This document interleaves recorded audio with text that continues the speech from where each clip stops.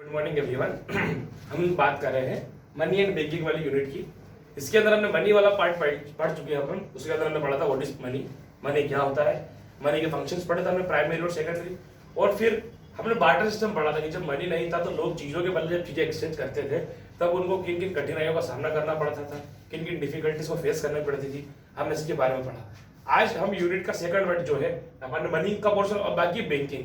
तो what is banking आप सभी समझते हैं, कॉमर्स स्टूडेंट हैं। बैंकिंग सिस्टम क्या होता है और बैंक क्या होता है, तो जनरली हम पढ़ेंगे कि बुक्स के अकॉर्डिंग बैंक का मतलब क्या है। तो it is a financial institution that accept deposit from the public. ये एक वो फाइनेंशियल इंस्टीट्यूशन है जो कि लोगों का पैसा जमा करती है और फिर वापस लोगों के लोन के माध्यम से वापस पैसा दूसरे लोगों को पहुंचाती है, इसलिए उनका काम चलता है, accepting and deposit of public. अब इसके अंदर दो टाइप्स की बैंक होती है, एक होती है कमर्शियल, एक होती है सेंट्रल बैंक। सेंट्रल बैंक अपन नेक्स्ट टॉपिक में पढ़ेंगे, पहले हम पढ़ेंगे कमर्शियल बैंक।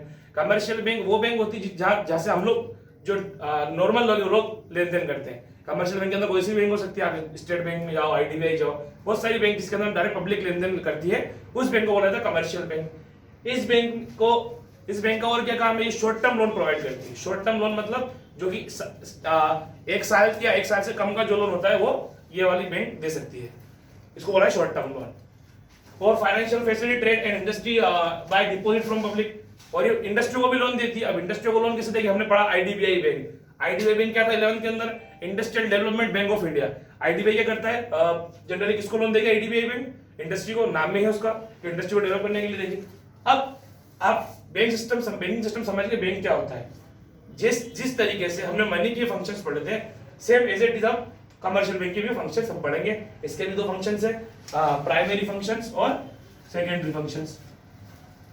पहला आता है प्राइमरी के अंदर मेन क्या पढ़ा हमने कि एक्सेप्टेंस ऑफ डिपॉजिट। आज हमारा बैंक में अगर अकाउंट होगा तो वो क्या करेगा, हमारा जो भी हम पैसे जमा कराने चाहेंगे तो बैंक क्या करेगी, उसको एक्सेप्ट करेगी, तो उसको बोला जाता है acceptance of deposits from public. Second होता है लेंडिंग एंड इन्वेस्टमेंट। अब वो लेंडिंग एंड इन्वेस्टमेंट करती है, जनरली हमारा सेविंग अकाउंट होता है, तो हम सेविंग अकाउंट में क्या होता है, हम कुछ पैसा उसमें रखते हैं तो हमको क्या मिलता है उस पर फिर इंटरेस्ट। तो बैंक खुद तो इंटरेस्ट देगी नहीं, तो वो पैसा कहाँ से बनाती है, तो वो लोग क्या करते हैं पब्लिक से लेके, और जिस पब्लिक को जरूरत होती है उसको लोन के फॉर्म में बैंक पैसा प्रोवाइड करवाती है और फिर उस पर इंटरेस्ट चार्ज करती है। वो इंटरेस्ट चार्ज करके बैंक उसी को पैसा कमाती है और फिर उसमें से कुछ पोर्शन जो अपना सेविंग अकाउंट है, जो अकाउंट होल्डर है उनको भी मिलता है। इस तरीके से बैंक क्रेडिट क्रिएशन करती है। ये अपनी बात हुई प्राइमरी फंक्शन की। पहला फंक्शन में पढ़ा एक्सेप्टेंस ऑफ डिपॉजिट, सेकंड पढ़ा लेंडिंग ऑफ इन्वेस्टमेंट।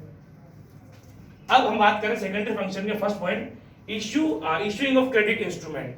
हाँ, issuing of credit instrument. Credit instrument generally क्या होता है, आज हमने अकाउंट ओपन करवाया, हमको क्या मिलेगा, चेकबुक। तो चेकबुक क्या कहलाता है, क्रेडिट इंस्ट्रूमेंट कहलाता है। और जब आप ट्रेवलिंग करने गए तो ट्रेवलर्स चेक भी इशू होते हैं। इस तरीके से बैंक अलग अलग डिबेंचर्स, शेयर, ये भी अपन इसके माध्यम से, बैंक के माध्यम से खरीदते हैं, ये भी लोग इशू करते हैं। इसी सब क्रेडिट इंस्ट्रूमेंट में आते हैं, बिल्स ऑफ एक्सचेंज वगैरह सब कुछ। सेकंड आता है arrangement of foreign exchange. Generally हम इंटरनेशनल ट्रेड में डील करते हैं और हमको फॉरेन एक्सचेंज भी चाहिए, तो कभी कभी इंटरनेशनल करेंसी होती है, जो फॉरेन करेंसी होती है, वो भी ये वाली बैंक अरेंज करवाती है।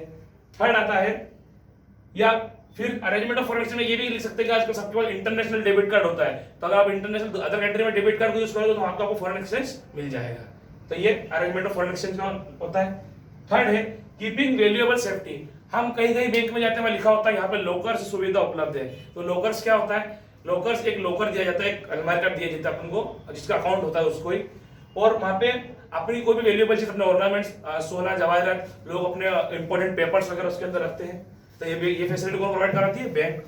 फिर आता है discounting of bills of exchange and hundis.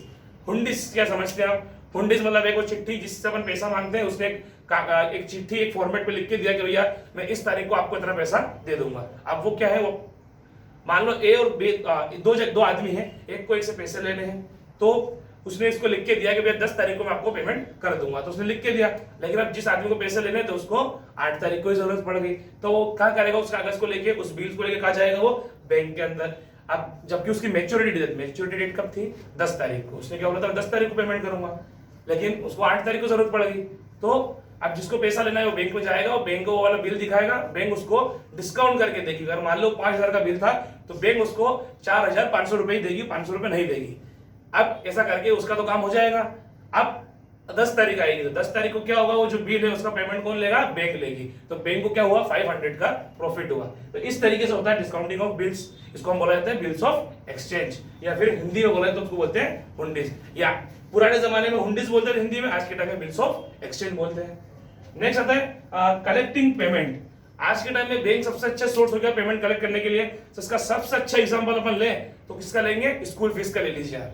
आजकल टोटल फीस बैंक में जमा डिपॉजिट हो रही है, तो स्कूल का काम कम हो गया है, फीस काउंटर का काम कम हो गया है, क्योंकि लोगों को क्या करना है, टोटल सिर्फ पेमेंट लेके आना है स्कूल को। तो बस सिर्फ जो भी काम होगा, जो भी डिपॉजिट होगी, कौन लेन करेगा, बैंक। इसी तरीके से बैंक अलग अलग चीजों का पेमेंट कलेक्ट करती है। आप जनरली अपन कोई ऑनलाइन कुछ परचेस करते हैं तो उसका भी ऐसा आता है कि आप डिमांड ड्राफ्ट भेजें, ऐसा कुछ भी भेजें। तो जनरली आप कॉलेज में जाओगे तो चालान जमा करना होगा, बैंक वो भी बैंक के अंदर होता है। जैसे कि कॉलेज फीस होती है गवर्नमेंट कॉलेज की, तो वो भी बैंक के अंदर होती है। तो कॉलेज का पेमेंट भी कौन कलेक्ट कर रहा है, बैंक। इस तरीके से अलग अलग तरीके से बैंक पेमेंट कलेक्ट करती है और हेल्प करती है। तो ये हमने पढ़े फंक्शन ऑफ कमर्शियल बैंक। इसके अंदर दो फंक्शंस पढ़े, प्राइमरी और सेकेंडरी।